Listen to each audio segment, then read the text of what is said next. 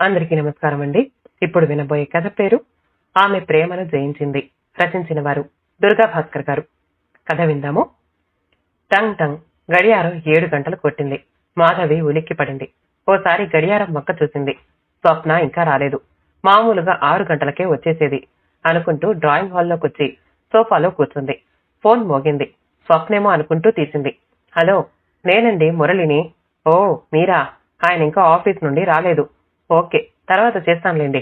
అలాగే రిసీవర్ పెట్టేసింది. అలవాటైన మురళి గొంతు గుర్తు పట్టలేనంతగా కంగారుగా ఉంది మాధవి.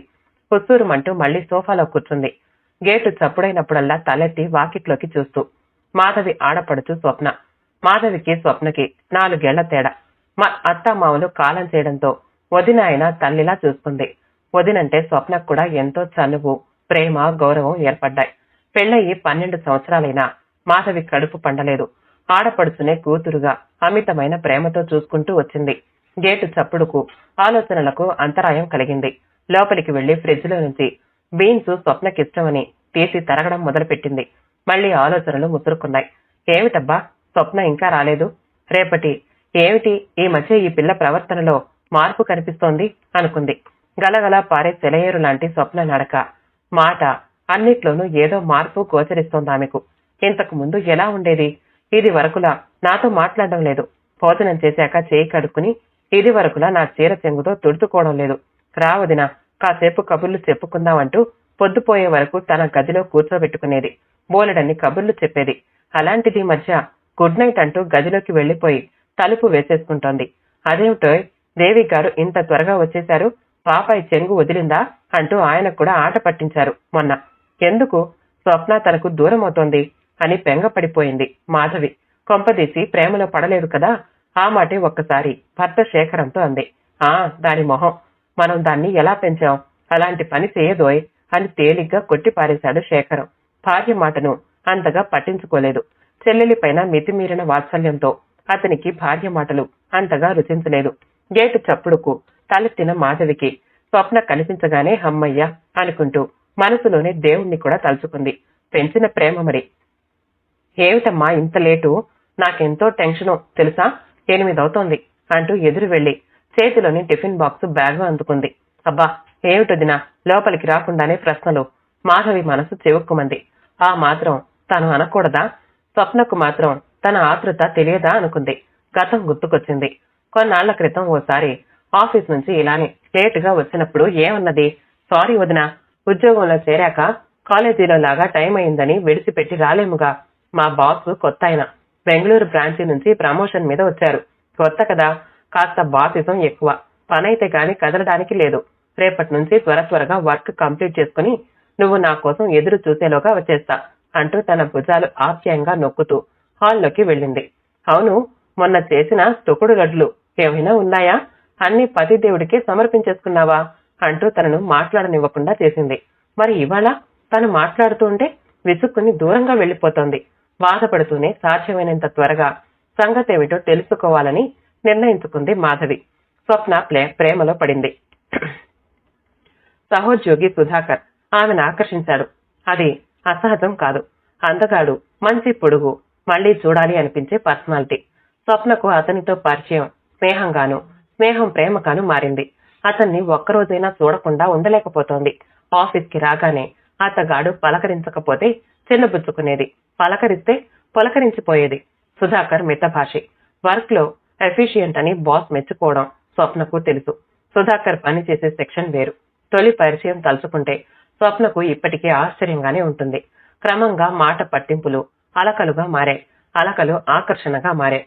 అలా పెరిగిన స్నేహం క్రమంగా ప్రేమ అయి అది ముదిరి పాకాన పడింది. ప్రతి క్షణం సుధాకర్ ధ్యాసే. అతన్ని చూడాలి, మాట్లాడాలి, మరింత చేరువ కావాలి. అతని నుంచి తన మనసును మరల్చుకోలేకపోతోంది. అతను కూడా ప్రేమలతను పెంచాడు. రాను రాను సుధాకర్ లేనిదే బ్రతకలేననే నిర్ణయానికొచ్చింది స్వప్న. పెళ్లికి అన్నగాని వదిన గాని అభ్యంతరం పెట్టరేమో. ఆధునిక భావాలు గల కుటుంబం. పెద్దన్నయ్యది కూడా ప్రేమ వివాహమే. ఈ ఆలోచనలతో దాదాపు 6 నెలలుగా సతమతమవుతూ చివరకు అన్నయ్య వదినలకు చెప్పాలని నిశ్చయించుకుంది స్వప్న. కాకపోతే వదిన వాళ్లు చెప్పిన సంబంధం వద్దన్నందుకు బాధపడతారేమో, అలా అని తను సుధాకర్ను వదులుకోలేదు అనుకుంది. సుధాకర్ కూడా స్వప్నను చూడకుండా ఉండలేకపోయేవాడు. ఒక్కరోజు రాకపోతే ఆమె కోసం వెతికేవాడు. సెలవు పెడితే స్వప్నను చూడలేకపోతానని భయపడేవాడు. సుధాకర్ ప్రేమలో పడి అన్నయ్య తెచ్చిన సంబంధం వద్దని ఎలా చెప్పాలా అనే ఆలోచనలతో భయం, విసుగు, బాధ అన్నీ కలిపి వింతగా ప్రవర్తించడం మాధవి కనిపెట్టేసింది. ఒకరోజు నిలదీసి అడిగింది. అవును దినా, నీకు చెప్పాలనే అనుకున్నా. అతడు చాలా మంచివాడు. నేనంటే చాలా ఇష్టం. మంచి ఉద్యోగం, ఆఫీస్లో మంచి పేరుంది. అందుకేనా షికార్లు కొడుతూ ఇంటికి లేటుగా రావడం? అది కాదు దినా, మీరు బాధపడతారేమోనని. అలాగైతే ఆ బెజవాడ సంబంధం చేసుకోవచ్చుగా. నీ మంచి కోరే చెప్తున్నాను. లేదు దినా, చేసుకుంటే సుధాకర్నే చేసుకుంటాను. స్వప్న కళ్ళ నిండా నీళ్లు. నేను అతను లేకుండా బ్రతకలేను. ఏడవడం మొదలుపెట్టింది. మీ అన్నయ్యకి వాళ్ళ సంబంధం బాగా నచ్చింది. నువ్వు సుఖపడాలనేగా మా తాపత్రయం. ఏం వదినా, సుధాకర్కి మాత్రం ఏం తక్కువ? అందగాడు, మంచివాడు, పెద్ద ఉద్యోగం, వేలెత్తి చూపడానికి ఒక చెడ్డ అలవాటు కూడా లేదు. నా మనసు అతన్ని తప్ప వేరే ఎవ్వరిని అంగీకరించడం లేదు. అతనికి కూడా నేనంటే ప్రాణం. పెళ్లి మాట అనుకున్నారా? లేదొదినా, నీకు చెప్పకుండా ఆ ధైర్యం చేయలేకపోయాను. నా బంగారు స్వప్న, నా తల్లి, ఈ విషయం వింటే మీ అన్నయ్య కూడా గర్వపడతారు అంటూ సంతోషంతో కావలించుకుంది మరదల్ని మాధవి. మంచి రోజు చూసి మీ అన్నయ్యని మాట్లాడమంటాను. నన్ను అర్థం చేసుకునే వదిన దొరకడం నా అదృష్టం. పిచ్చిదానా, నీ సంతోషమే నా సంతోషం. ఇకలే ముఖం కడుక్కో. నా ఫ్రెండ్ వస్తోంది మన ఇంటికి. అర్చన వాళ్ళ ఆయనకి ఈ ఊరు ట్రాన్స్ఫర్ అయిందట. ఫోన్ చేసింది. చూడాలని ఉంది తనను. ఎన్నో ఏళ్ల తర్వాత కలుసుకుంటున్నాం. తన పెళ్లికి నేను వెళ్ళలేకపోయాను కూడా. అర్చన వచ్చింది. మాధవి మరదల్ని పరిచయం చేసింది. చాలా స్నేహపూర్వకంగా మాట్లాడింది స్వప్నతో. మొదటి కలయికలోనే అర్చన అంటే స్వప్నకు ఇష్టం ఏర్పడింది. కబుర్లతో గడిచిపోయింది సాయంత్రం. బయలుదేరతానింక మాధవి, నేనే వచ్చి ఓ రోజు మిమ్మల్ని మా ఇంటికి తీసుకెళ్తా అంది అర్చన. ఆఫీస్లో స్వప్నకు ఏమీ తోచడం లేదు. సుధాకర్ టూర్ వెళ్ళాడు. సుధాకర్ సెక్షన్ లో పనిచేసే నిర్మల సుధాకర్ స్వప్నలు కలిసి తిరగడం గమనిస్తూనే ఉంది. అయితే స్వప్న సుధాకర్ పట్ల పెంచుకున్న ప్రేమ చాలా గాఢమైందని, జీవితం పంచుకోవాలని నిర్ణయించుకుందని గాని తెంచుకోలేనంతగా ప్రేమలతను పెంచుకుందని నిర్మలకు తెలియదు. సుధాకర్ లేనందువల్ల కాసేపు నిర్మలతో గడిపింది స్వప్న. లంచ్ టైంలో స్వప్నకు మతిపోయింది నిర్మల మాటలు విని. మై గాడ్, సుధాకర్ కు పెళ్ళయిందా? ఒక కొడుకు కూడానా? నిజమా? మరి అతడెందుకు చెప్పలేదు? అంటే నాలాగా అతను నన్ను ప్రేమించలేదా? పెళ్లి చేసుకోవాలనే భావన లేదా? షాక్ తిన్నట్టయింది. కొడుకు మొత్తనంతో ఏడుపొచ్చింది. పెదవిని పంటితో నొక్కి దుఃఖాన్ని ఆపుకుని ఎలాగో నిర్మల దగ్గర నుంచి బయటపడింది. ఇంటికొచ్చింది. వదిన వాళ్ల ఫ్రెండ్ అర్చన వచ్చింది. అంతా కలిసి సినిమాకెళ్లారు. కాసేపైనా ఈ పిడుగులాంటి వార్త గురించిన ఆలోచనల నుంచి తప్పించుకుని రిలాక్స్ అవ్వొచ్చని, వద్దంటే వదిన కారణం గుచ్చి అడుగుతుందని వాళ్లతో పాటు సినిమాకి వెళ్ళింది స్వప్న. సినిమాలో హీరోయిన్ భర్త అన్యాయం చేశాడు. వదిలేసి మరో అమ్మాయిని చేసుకున్నాడు. ఇంటర్వెల్ అయ్యేటప్పటికి తలనొప్పి ఇంకా ఎక్కువైంది స్వప్నకి. రిలాక్స్ కావచ్చు అనుకుంటే ఎక్కడా తన సమస్యేనా? ఎంత మోసం! సుధాకర్ కూడా కావాలని తనకి పెళ్లైన విషయం దాచాడు. ఎందుకిలా అన్యాయం చేస్తారు మగవాళ్లు? మనసు అదే ఆలోచన చుట్టూ తిరుగుతోంది. ఏం స్వప్న అలా ఉన్నావు? అర్చన అడిగింది. ఈ సినిమా చూస్తే మగవాళ్లంటేనే అసహ్యం వేస్తోంది. అలా తిట్టేస్తే ఎలా? ఆడవాళ్లు మాత్రం ఆలోచించొద్దు. మనసు పారేసుకునే ముందే జాగ్రత్త పడాలి. అర్చన మాటలు ఆత్మ పరిశీలనకు శ్రీకారం చుట్టాయి. అవును, పెళ్లి చేసుకుందామని అనుకున్నది అన్నది మొదట తనే. పెళ్లయిందని చెప్పేలోగానే అతని పట్ల ప్రేమ పెరగడం, మరిచిపోలేక చిత్రవధను అనుభవించే స్థితికి వచ్చేసింది తను. సినిమా అయిపోయింది. అన్యమనస్కంగానే ఇల్లు చేరుకుంది. నిద్ర వస్తోందని వెంటనే తన బెడ్రూమ్ లోకి వెళ్లిపోయింది. కంటి మీద నిద్రలేదు స్వప్నకు. కంటి నిండా నీళ్లు. మర్నాడు సుధాకర్ తో మాట్లాడింది. పార్కులో కలుసుకుంది సుధాకర్ ని స్వప్న. అతన్ని చూడగానే నీకు పెళ్లయిందని ఎందుకు చెప్పలేదు? ఈ విషయం తెలిసి నేనెంత కుమిలిపోతున్నానో తెలుసా అంటూ చేతులతో మోహం దాచుకుని కుమిలి ఏడ్చింది స్వప్న. సుధాకర్ అనుకున్నంత అయ్యింది. కంగారుగా ప్లీజ్ స్వప్న అన్నాడు. ఎందుకు? నాలో ఆశలు రేపారు. మిమ్మల్ని నేనెలా మర్చిపోగలను? నా మనసు నా వశంలో లేదు. మీతో జీవితం ఊహించుకుని ఆశల సౌధాలు నిర్మించుకున్నానే. నన్నింతవరకు ఎందుకు రానిచ్చారు చెప్పండి? నిలదీసింది స్వప్న. స్వప్న ప్లీజ్, నీ బాధ నాతో చెప్పుకున్నా. నా బాధ ఎవరితో చెప్పుకోను? నాకు పెళ్లయిందని చెప్పకపోవడం తప్పే, కానీ కావాలని దాచలేదు. నీ ప్రేమను పోగొట్టుకోలేక మౌనంగా ఉండిపోయాను స్వప్న. నువ్వు లేకుండా నా బ్రతుకు దుర్భరం. నన్ను అపార్థం చేసుకోకు. నిన్ను వదులుకునే శక్తి నాకు లేదు. నన్ను నమ్ము అని ప్రాధేయపడ్డాడు. చేయి పట్టుకుని దీనంగా చూస్తున్న అతన్ని విడిపించుకుని పిచ్చిదానిలా అయోమయంగా ఇల్లు చేరుకుంది స్వప్న. వాస్తవం తెలుసుకోకుండా స్వప్న లోకంలో విహరించే ఇలాంటి ఎందరో వనితల ప్రతినిధి ఈ స్వప్న. ఇంటికొచ్చి తను ఆలస్యంగా తెలుసుకున్న నిజాన్ని వదినతో చెప్పి బావురుమంది. కాని సుధాకర్ పై మక్కువ చంపుకోలేకపోతోంది. నా భార్యను కన్విన్స్ చేస్తాను, నువ్వు లేకపోతే నేను బ్రతకలేను అంటున్నాడు వదినా అంటూ ఏడ్చింది. పిచ్చిదానా, నీకేం కర్మ రెండవ భార్యగా వెళ్ళడం? అసలు భార్య అంటే ఒక్కరే. మొన్న క్లబ్ పార్టీకి వెళ్ళినప్పుడు విన్నావుగా, వసంతను అందరూ ఎంత హీనంగా చూశారో. ఆ రోజు సంఘటన గుర్తు చేసుకుంది స్వప్న. ఆవిడెవరండి? ఎవరో అడిగారు. ఎవరు? ఆ టక్కులాడా రావు గారిని వల్లో వేసుకుంది ఆ వసంత. సిగ్గులేదు, డబ్బుంది కదా అని వెంటపడింది. మగవాడికేం నష్టం, ఉంచుకున్నాడు. ఇద్దరిని మెయింటైన్ చేస్తున్నాడు. ఇదిగో ఇలా క్లబ్లకు పార్టీలకు వెంటేసుకు తిరుగుతాడు. ఆ చీరలు నగలు షోకే గాని క్లబ్బులు పార్టీలకే గాని. మొన్న వాళ్ల చుట్టాలింట్లో పెళ్ళైతే పెద్దావిడ్నే తీసుకెళ్లాడు గాని ఈవిడకి ఎక్కడిదా గౌరవం? ఇదిగో మనలో మన మాట, ఫ్యామిలీ ప్లానింగ్ ఆపరేషన్ కూడా అయిందట. పిల్లా జల్లా అని ఆశ పెట్టుకోవద్దని 4 తన్ని మరీ చెప్పాడట. దాంతో షాక్ అయి తట్టుకోలేక తాగుడు కూడా అలవాటు చేసుకుంది. అదంతా రివైండ్ చేసి వేసిన సినిమా రీల్ లాగా బుర్రలో తిరిగేసరికి కళ్ళు తిరిగినట్లయింది స్వప్నకి. వదినా అంటూ ఒళ్ళో వాలిపోయి బావురుమంది. మనసును సుధాకర్ నుంచి మళ్లించుకోవడానికి ప్రయత్నించిన మనసు నా మాట వినడం లేదు. చచ్చిపోదామనిపిస్తోంది. సుధాకర్ని చంపేద్దామనిపిస్తోంది.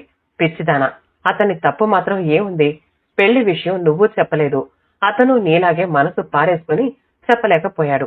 నీకు తెలిసాక బయటపడ్డాడు. కాదు వదినా, ఇప్పటికీ నన్నే ప్రేమిస్తున్నాడు. కావచ్చు, కాదనను. కాని పిచ్చి తల్లి, ప్రేమ వేరు పెళ్లి వేరు. ఏమిటో వదినా, నా తల పగిలిపోతోంది.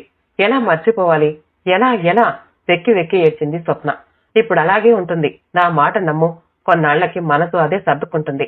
వదిన మాటలు స్వప్నకు వినిపిస్తున్నా తన ఆలోచనలతో తల వేడెక్కిపోతోంది. అవమానంతో తల వాలిపోతోంది. తల్లి లాంటి వదిన్ని బాధ పెడుతున్నందుకు సిగ్గుతో కృంగిపోయింది. స్వప్నను కోరుకొని ప్రేమించి బ్రతిమిలాడి విసిగి వేసారిన రవి మనసులో మెదిలాడు స్వప్నకు. ఆమె నిరాకరించినా ఇప్పటికీ పెళ్లి చేసుకోకుండా స్వప్నను మర్చిపోలేక పిచ్చివాడిలా అయిపోయాడు. ఎందరినో తను నిరాకరించింది. కాని విచిత్రం, విధి వైపరీత్యం. తను ప్రేమించిన వ్యక్తి ఏం చేయను భగవాన్. సుధాకర్ కు పెళ్లైన విషయం అతడు నాతో ఎందుకు చెప్పలేదు? స్వప్న రాత్రంతా వెక్కి వెక్కి ఏడుస్తూనే ఉంది. దిక్కుతోచక మనసు మరల్చుకోలేక మతిపోయినట్లుగా తయారయ్యింది. తిండి నిద్ర ధ్యాస లేదు. బాధ, అవమానం, అవే ఆలోచనలు. ఏం చెయ్యాలి? ఎలా? పెళ్ళయి ఒక కొడుకు కూడా ఉన్న వ్యక్తిని పెళ్లి చేసుకోవడం అపరాధం కదా. అది తెలిసి కూడా ఇంకా ఎందుకమ్మా ఈ పట్టుదల? మెల్లగా అతన్ని మర్చిపోవాలి. నా తల్లి కదూ, రామ్మా. నువ్వు అన్నం తినకపోతే నేను మీ అన్నయ్య తినం. రా తల్లి, రా. నా బంగారు తల్లి కదూ. మాధవి పరిపరి విధాల ఓదారుస్తూ నచ్చ చెప్తూ ఉండబట్టలేక స్వప్నను కౌగిలించుకుని ఏడ్చింది. అన్న శేఖర్ కూడా మొదట బ్రతిమలాడాడు. వినకపోతే మందలించాడు. కోపడ్డాడు. మాట్లాడడం మానేశాడు. స్వప్న ఆఫీస్ కి సెలవు పెట్టింది. రోజులు నెలలు గడిచాయి. స్వప్న దిగులుతో చిక్కి శల్యమైంది. ముఖం కళా విహీనమైపోయింది. బుగ్గలు చారలు కట్టాయి. బలవంతంగా అన్నం కంచం ముందు కూర్చోబెట్టింది మాధవి. స్వప్న కన్నీళ్లతో మెతుకులు తడుస్తున్నాయి. ఆ మెతుకుల మధ్య స్వప్న వేళ్లు కదులుతూ సుధాకర్ పేరును రాస్తున్నాయి. మాధవి గమనించింది. తల్లిలా పెంచిన ఆమెకు ఇక భరించే శక్తి పోయింది. కోపం వచ్చింది. సుధాకర్ ను తిట్టింది. స్వప్న మరింత కోపగించుకుని కంచం దగ్గర నుంచి లేచి ఏడుస్తూ వెళ్లిపోయింది. ఎన్నాళ్ళని సెలవు పెట్టగలదు? స్వప్న తిరిగి డ్యూటీలో జాయిన్ అయ్యింది. సుధాకర్ కూడా సెలవులో ఉన్నాడు. ఇల్లు షిఫ్ట్ చేస్తున్నాడట. స్వప్న మనసు, మస్తిష్కము సుధాకర్ చుట్టూ తిరుగుతూనే ఉన్నాయి. అబ్బా, ఎంత అందగాడో, అంత మోసగాడు. పెళ్లయిందని ఎందుకు చెప్పలేదు? నా ప్రేమని చులకనగా భావించాడా? లేక నేనే అతని స్నేహాన్ని ప్రేమగా భ్రమపడ్డానా? భగవాన్, ఎన్ని ఆశలు పెంచుకున్నాను. ఆత్మ పరిశీలన చేసుకుంది నాదే తప్ప? అవును, నాదే తప్పేమో. జీవితాన్ని అతనితో పంచుకోవాలని తను అనుకున్నట్లు చెప్పిందా? చెప్పలేదుగా. అయితే అది స్త్రీ తప్పు మాత్రమేనా?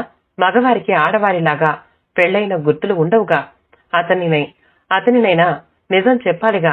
చెప్పలేదు కనుక తను పొరపడింది. ప్రేమ సముద్రంలో మునిగి తేలుతూ ఒడ్డుకు వస్తూ వస్తూ వెనక్కి వెళ్లిపోతుంది స్వప్న. అతను సన్నిహితంగా మెలగడంతో పెళ్లయి ఉంటుందన్న ఆలోచన తనకి రాలేదు. కాని అతడు మగవాడు. ఎందుకిలా మోసం చేశాడు? ఏడ్చి కళ్ళు నీళ్లు కారి కనురెప్పలు బిగిశాయి. స్వప్నకు మాధవి ఈ జన్మలో వదినగా పుట్టింది. క్రితం జన్మలో తల్లై ఉండొచ్చు. లేకుంటే ఆడబిడ్డ జీవితం పాడు కాకుండా సుఖంగా ఉండేలా తీర్చిదిద్దాలని ఎంత తాపత్రయం, ఎంతమంది వదినలు అమ్మలవ్వగలరు. ఆ రోజు మాధవి స్నేహితురాలు అర్చన వచ్చింది. చాలా వరకు స్వప్న సంగతి మాధవి అర్చనకు ఇదివరకే చెప్పింది. హలో స్వప్న అంటూ పలకరించింది. హలో బాగున్నారా అని ముక్తసరిగా పలకరించి లోపలికి వెళ్లిపోయింది స్వప్న. ఆదివారం కావడంతో స్నేహితురాళ్ళిద్దరూ స్వప్న గురించే మాట్లాడుకుంటున్నారు. కాసేపయ్యాక బలవంతంగా స్వప్నను పిలిచి తన దగ్గర కూర్చునేలా చేసింది మాధవి. ఆమె ప్రయత్నానికి అర్చన సహకారం ఊతమిచ్చింది. మెల్లగా స్వప్నను మాటల్లోకి దించింది అర్చన. చూడు స్వప్న, ఎన్ని సంబంధాలు వస్తున్నాయో తెలుసా నీకు? అన్నయ్య వదిన మాట విని పెళ్లి కొప్పుకో ప్లీజ్ అర్చన గారు అంటూ ఉండగానే స్వప్న కళ్లల్లో నీళ్లు తిరిగాయి. భరించలేని వదిన ఓదార్పుగా స్వప్న దగ్గరగా జరిగి కూర్చుంది. స్వప్న చేతిని తన చేతిలోకి తీసుకుంది. కాదమ్మా, నేను చెప్పేదేమిటంటే అదే సుధాకర్కి నువ్వు చెప్పినట్లు నీపై అమితమైన ప్రేమ ఉండొచ్చు. కన్నెపిల్ల కోరుకునే ఎన్నో అర్హతలున్న అతను నీకు తగినవాడే కావచ్చు. కానీ ఒకే ఒక అర్హత అతనికి లేదు. ఆ లోపం ఒక్కటే. అందుకునే అతడు నీతో పెళ్లికి అనర్హుడు. అతని కుటుంబం అతనికి ఉంటుంది. నీకంటూ ఒక స్థానం ఉండదు. 4 రోజుల్లో ఆ వాస్తవాన్ని, దిగజారిన ఆ స్థానాన్ని, దారి తెన్ను తెలియని నీ జీవితాన్ని తలుచుకుని జీవితాంతం కుమిలిపోతావా? అన్నయ్య వదిన చెప్పిన సంబంధాల్లో నీకు అన్ని విధాలా నచ్చినది స్వీకరించి నీకు ఒక్కదానికే సొంతమైన భర్తతో ఆనందంగా ఉంటావా? నిర్ణయం నీ చేతిలోనే ఉంది. బాగా ఆలోచించుకో. రెండో భార్య స్థానం ఎప్పుడూ రెండోదే. మొదటి స్థానం ఈ జన్మలో దక్కదు. ఊబిలో కూరుకుపోయి హాహాకారాలు చేస్తూ మునిగిపోయే వ్యక్తిలా సుధాకర్ను చేసుకుంటే తప్పుకోలేక, ఇమడలేక, నలిగి నశించిపోవడానికి నీకేం తక్కువ? అర్హుడైన వ్యక్తిని ప్రేమించాలి, కానీ ప్రేమించగానే పెళ్లికి అర్హత అందరికీ రాదు అంది అర్చన. ఇద్దరూ కలిసి నా ప్రాణాలు తీస్తున్నారు. నా మనసు అర్థం చేసుకోరే? అతని పట్ల నా ప్రేమ ఎంత గాఢమో అర్థం చేసుకోరే? అతడు భార్యను ఒప్పిస్తానని కూడా అన్నాడుగా. చూసావా, భార్యను ఒప్పిస్తాను అన్నాడు, కానీ నువ్వు భార్యవు కాలేవు. 24 గంటలు నీ సొంతం కాడతను. గతి లేకనో, భర్త పట్ల మితిమీరిన ప్రేమ వల్లనో ఒప్పుకునే భార్య విధిలించిన భిక్షగా దొరికిన క్షణిక ఆనందంతో అంతమైపోతుంది నీ ప్రేమ, హెచ్చరించింది అర్చన.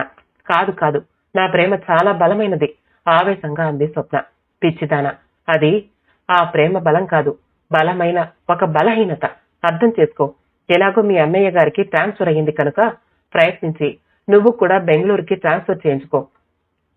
కొన్నాళ్లకు అన్నీ మర్చిపోతావు. చక్కగా పెళ్లి చేసుకుని సుఖంగా ఉంటావు. అర్చన ఇలా నచ్చజెప్పడానికి ప్రయత్నించడం, పెంచుకున్న ప్రేమను తెంచుకోలేక, కట్టుకున్న ఆశా సౌధాలు ఎక్కలేక ఆక్రోశిస్తూ ఆవేశపూరితంగా స్వప్న వాదించడం, అలా గంటలు గడిచాయి. శేఖర్ రావడంతో అర్చన వాళ్ళ ఇంటికి వెళ్లిపోయింది. స్వప్నకు కూడా బెంగళూరు ట్రాన్స్ఫర్ అయ్యింది. రోజులు నిరుత్సాహంగా గడుస్తున్నాయి స్వప్నకు. సుధాకర్ను మర్చిపోవడానికి ప్రయత్నించమని అర్చన ఉత్తరాలు రాస్తూనే ఉంది స్వప్నకు. ఆ రోజు కూడా అలాంటి ఉత్తరం వచ్చింది. స్వప్న, యు ఆర్ మిస్టేకెన్. మళ్ళీ నేను అదే చెప్తున్నా. తప్పులు చేయడం మానవ సహజం, కానీ ఆ తప్పు దిద్దుకోవడం మంచి లక్షణం. మనసు పారేసుకోవడం ఓ బలహీనత, మర్చిపోవడం ఒక శక్తి. మంచివాడైతే పెళ్ళయిందని ముందే చెప్పాలి, కానీ కొందరు పురుషులు చెప్పరు. మనమే తెలివిగా మసలుకోవాలి. నువ్వు అతన్ని మర్చిపోవడమే నీ తెలివికి నిదర్శనం. త్వరలో ఒక ఇంటిదానివి, నీ ఇంటిదానవు, నీ ఒక్కతివే అవ్వాలని ఆశిస్తూ, నీ పెళ్లి శుభలేఖకు ఎదురు చూస్తూ నీ అర్చన. కాలం గాయాల్ని మెల్లమెల్లగా మాన్పగలిగింది. మోసపోవడానికి అంగీకరించకూడదని గ్రహించింది స్వప్న. తనకంటూ సొంతమైన జీవితం కావాలని నిశ్చయించుకుంది. సుధాకర్ను మర్చిపోవడానికి తపస్సు లాంటిది చేసింది. చివరకు జయించింది. మాధవికి గుండె బరువు దిగినట్లయింది. స్వప్న పెళ్లి ఒప్పుకుంది. శేఖర్ ఆనందానికి అంతులేదు.